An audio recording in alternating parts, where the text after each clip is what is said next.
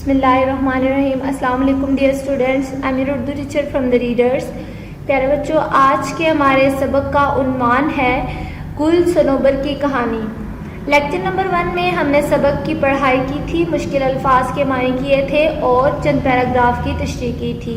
तो आइए प्यारे बच्चों, आज हम बकिया पढ़ाई करते हैं, मुश्किल अल्फाज के मानी करते हैं और पैराग्राफ की तशरीह करते हैं। सबसे पहले आप देखें हास अल्फाज, तदबीर, तदबीर यानी तजवीज़, बंदोबस्त। ऐब बुराई, नुक्स। टिमटिमा उठना, चमक उठना। धूप की गर्मी से या बुखार के बायस मुंह या गाल का सुर्ख हो जाना। फरिश्ते अजल, मौत का फरिश्ता। अलगोज़ा, अलगोज़ा एक साज, एक किस्म की बांसुरी। मारगुजीदा, सांप का डसा हुआ। पुख्ता, पक्का। मकीन, मकान में रहने वाले। तो आइए बच्चों, हम अपनी बकिया पढ़ाई करते हैं।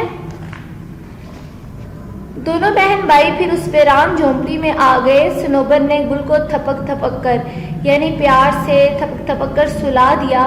उसकी आंखों में आंसू थे और दिल में तरह तरह के ख्यालात का हुजूम यानी मुख्तलिफ ख्यालात का मजमा जमा था, यानी मुख्तलिफ ख्यालात उसके दिमाग में आ रहे थे। इस हाल में उसे न जाने कब नींद आ गई। बहुत देर में आंख खुली तो देखा कि गुल अब जिसे वो अपनी आगोश यानी गोद में लेकर लेटी थी वहाँ नहीं है। हुआ यूं कि गुल छोटी बहन से चिमट कर सो गया था, यानी उसके साथ लग के सो गया था, मगर सख्त प्यास की वजह से जल्द ही उसकी आंख खुल गई और वो पानी की तलाश में झोंपड़ी से बाहर निकल गया। तो दोनों बहन भाई वापस अपनी वीरान झोंपड़ी में आ गए। सनोबर ने अपने भूखे भाई यानी गुल को प्यार से थपक थपक कर सुला दिया, यानी किसी को प्यार से सहलाना और उसे सुला देना। उसकी आंखों में बहुत ज़्यादा आंसू थे, यानी सनोबर मुसलसल रो रही थी और उसके दिल में तरह तरह के ख्यालात आ रहे थे। इस हालत में न जाने वक्त का क्या पहर था कि उस मासूम बच्ची को नींद आ गई। बहुत देर में आंख खुली तो देखा कि उसका छोटा भाई गुल, जिसे अपनी गोद में लेकर सोई हुई थी, वो वहाँ मौजूद नहीं था। गुल को बहुत ज़्यादा बुखार था और सख्त भूख की वजह से, प्यास की वजह से उसकी आंख खुल गई और वो पानी की तलाश में झोंपड़ी से बाहर निकल गया। घूमता फिरता फिर उस हवेली के पास पहुंच गया जहां से कुछ देर पहले वो और सनोबर वापस आए थे। बेगम के नौकरों ने उसे देखा तो अंदर ले गए। बेगम के दिल में सनोबर की बातें तीर की तरह लगी थी। उसने गुल को देखा तो इंतकाम की आग यानी बदले की आग भड़क उठी, यानी बदले की आग मचल गई। दिल में सोचा कि उस मगरूर यानी गरूर से भरपूर लड़की को भाई को जिंदगी भर गुलाम न रखा तो मेरा नाम जहीरा नहीं। गर्ज इस जज्बे के तहत वो औरत मासूम गुल से गुलामों जैसा सलूक करने लगी और इस खौफ से कि कहीं सनोबर अपने भाई को तलाश करती हुई इसके घर तक न पहुंच जाए, उस हवेली को छोड़कर एक और गांव में रहने लगी। वो गुल को अपने हमरा ले गई, यानी अपने साथ ले गई। गुल सुबह से शाम तक उन मुश्किल कामों में मसरूफ रहता जो जहीरा उसके सपुर्द करती थी, यानी उसके जिम्मा लगाती थी। वो काम भी करता और दिन भर जहीरा की बुरी भली बातें भी सुनता। ऐसे मौक़ों पर उसे सनोबर की वो बात याद आती कि जहीरा इन दोनों को गुलाम बनाकर रखना चाहती है। तो बेटा, इस पैराग्राफ पे हम बात करते हैं कि जहाँ जो गुल था वो अपनी बहन से जुदा होकर उस हवेली के पास आ गया। जो ही वो उस हवेली के पास आया, नौकर उसे बेगम साहबा के पास अंदर ले गए। बेगम साहबा ने जो ही गुल को देखा तो उसके दिल में सनोबर की बातों की वजह से एक बदले की आग भड़क उठी। तो उसने इंतकाम लेने का सोचा कि मैं उस मगरूर लड़की के भाई को जिंदगी भर गुलाम बना के रखूंगी। मैंने ऐसा ना किया तो मेरा नाम भी जहीरा नहीं। गर्ज इस वजह से उसने गुल जैसे मासूम बच्चे के साथ बुरा सलूक किया। इस खौफ से कि सनोबर अपने भाई को तलाश करती हुई वापस उसके घर तक न आ जाए, वो उस जगह को छोड़कर किसी और जगह रहने लगी। गुल सुबह और शाम मुश्किल से मुश्किल कामों में लगा रहता, उन कामों को निपटाने में लगा रहता जो जहीरा उसके जिम्मे लगाती। वो काम भी करता और सारा दिन जहीरा की डांट भी सुनता, बुरी बुरी बातें भी सुनता और फिर अपने तमाम काम अंजाम देता। ایسے موقع پر صنوبر کی اسے بات بار بار یاد آتی کہ یہ عورت زہیرہ ان دونوں کو غلام بنا کر رکھنا چاہتی ہے۔ گل کو زہیرہ کے ہاں رہتے ہوئے کئی برس گزر گئے۔ وہ تو کام کرتا رہا لیکن دل ہی دل میں آزاد ہونے کے عزم کو پختہ کرتا رہا، یعنی پکا کرتا رہا، عزم، ارادہ۔ صنوبر کے بارے میں اسے یقین ہو گیا تھا کہ اب وہ زندہ نہیں ہے۔ انسان کا دل بھی عجیب چیز ہے۔ یکایک زہیرہ کا یہ حال ہو گیا کہ اسے صنوبر کی یاد رہ کر، یعنی بار بار رہ کر ستانے لگی۔ اب اس کا دل یہ سوچ کر بھر آتا کہ اس نے ایک معصوم بھائی کو اس کی پیاری بہن سے جدا کیا ہے۔ صرف انتقام کی آگ ٹھنڈی کرنے کے لیے وہ اپنے گناہ کا کفارہ ادا کرنے کے لیے بے تاب تھی، یعنی بے جان تھی۔ آخر ایک دن ایک تدبیر اس کے ذہن میں آئی۔ اس نے گل کو اپنے پاس بلا کر پیار سے گلے لگا لیا اور کہا کہ آج سے تم آزاد ہو، جہاں چاہو جا سکتے ہو۔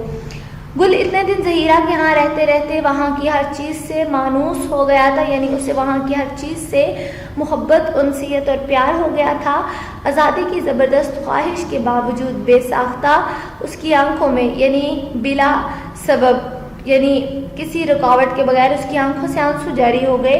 پھر ذرا ٹھہر کر اس نے کہا، بیگم صاحبہ، اگر آپ مجھے آزاد نہ کرتی تو میں نے عزم کر رکھا تھا، یعنی ارادہ کر رکھا تھا کہ ایک دن آزادی حاصل کر کے رہوں گا۔ عین ممکن تھا، یعنی عین اسی وقت ممکن تھا کہ کوشش میں آپ کو کوئی نقصان بھی پہنچا دیتا۔ بہرحال، یعنی بہرصورت اس وقت شام ہو رہی ہے، مجھے اجازت دیجیے کہ رات یہاں گزار لوں اور صبح ہوتے ہی یہاں سے چلا جاؤں گا۔ زہیرہ نے کہا، جب تک تمہارا دل چاہے یہاں رہ سکتے ہو۔ اس کے بعد گل اور زہیرہ اپنے اپنے پلنگوں پر جا لیٹے اور تھوڑی دیر میں سو گئے۔ رات آدھی کے قریب گزر چکی تھی کہ گل نے اپنے کمرے میں کسی کے قدموں کی آہٹ سنی، یعنی کسی کے قدموں کی ہلکی آواز سنی۔ آہٹ سے اس کی آنکھ کھل گئی۔ ہلکی ہلکی جو روشنی کمرے میں آ رہی تھی اس میں گل نے دیکھا کہ کچھ شخص ہاتھ میں خنجر لیے سامنے کھڑا ہے۔ یہ منظر دیکھ کر وہ خوف زدہ ہو گیا، یعنی بہت زیادہ پریشان ہو گیا، ڈر گیا۔ لیکن ذرا غور سے دیکھا تو صنوبر ہاتھ میں خنجر لیے سامنے کھڑی تھی۔ اس نے صنوبر کو پہچانا تو دوڑ کر اس کی ٹانگوں سے چمٹ گیا، یعنی لپٹ گیا۔ صنوبر نے خنجر ایک طرف پھینکا اور گل کو سینے سے لگا لیا اور دیر تک اسے پیار کرتی رہی۔ پھر یکایک اس نے گھبرا کر گل کو علیحدہ کرتے ہوئے کہا، گل، آج تمہاری زندگی کی آخری رات ہے۔ میں یہ خنجر لے کر اس لیے یہاں آئی ہوں کہ زہیرہ سے اس کے ظلم کا انتقام لوں، یعنی بدلہ لوں اور تمہیں غلامی کی قید سے رہائی دلاؤں۔ یعنی اس پیراگراف میں حقیقتاً گل کو آزادی مل چکی تھی، لیکن وہ رات بسر کرنے کے لیے زہیرہ کے ہاں رکا۔ لیکن جب آدھی رات ہوئی، جب زہیرہ اور گل سو چکے تھے، گل نے اچانک کسی کے قدموں کی آہٹ پا کر جب آنکھ کھولی تو وہ اسی کی بہن تھی جو کمرے میں موجود تھی۔ ہلکی روشنی میں بھی اس نے اپنی بہن کو پہچان لیا جو ہاتھ میں خنجر لیے کھڑی تھی۔ گل بڑا پریشان ہوا جب اس نے دیکھا کہ یہ میری بہن صنوبر ہے، اور صنوبر نے جب گل کو دیکھا تو اس نے خنجر ایک طرف پھینک دیا اور اپنے بھائی کو پیار کرنے لگی۔ پھر یکایک اسے خیال آیا کہ وہ کس مقصد کے لیے آئی ہے۔ اس نے کہا، میرے بھائی، آج سے تم آزاد ہو، میں تمہاری آزادی چاہتی ہوں، میں تمہیں غلامی سے آزاد کرواؤں گی اور میں زہیرہ سے اس کے ظلم کا انتقام لوں گی، بدلہ لوں گی اور تمہیں جلد از جلد آج ہی تمہیں قید سے رہائی دلاؤں گی۔ یہ کہہ کر اس نے خنجر ہاتھ میں اٹھا لیا۔ گل نے صنوبر کی یہ بات سنی تو اسے اپنی اور زہیرہ کی گفتگو کی ساری تفصیل سنا دی۔ صنوبر یہ سن کر بہت خوش ہوئی کہ زہیرہ نے گل کو آزاد کر دیا۔ اسے اس بات کی خوشی تھی کہ اس سے زہیرہ کے قتل کرنے کا جو گناہ سرزد ہونے والا تھا، یعنی جو گناہ عمل میں ہونے جا رہا تھا، عملاً اللہ نے اس سے محفوظ رکھا۔ جس کمرے میں گل اور صنوبر باتیں کر رہے تھے، اس کے برابر والا کمرہ زہیرہ کا تھا۔ گل اور صنوبر کی آواز سے اس کی آنکھ کھل گئی۔ وہ گل کے کمرے میں آئی، آتے ہی اس کی نظر صنوبر کے خنجر پر پڑی۔ وہ زور سے چیخی۔ صنوبر نے چیخ کی آواز سنی تو خنجر زمین پر پھینک دیا اور کہا، بیگم صاحبہ، آپ پریشان نہ ہوں، میں آپ کو قتل کرنے آئی تھی، لیکن گل نے مجھے سب کچھ بتا دیا۔ ہماری آپ کی دشمنی ختم، بس ہمیں یہ اجازت دیجیے کہ رات آپ کے گھر میں بسر کر لیں۔ اس کے بعد تینوں اپنی اپنی جگہ جا کر سو رہے۔ فجر کی اذان ہو رہی تھی کہ صنوبر کی آنکھ کھلی۔ اس نے محسوس کیا کہ گھر کے صحن میں بہت سے آدمی جمع ہیں۔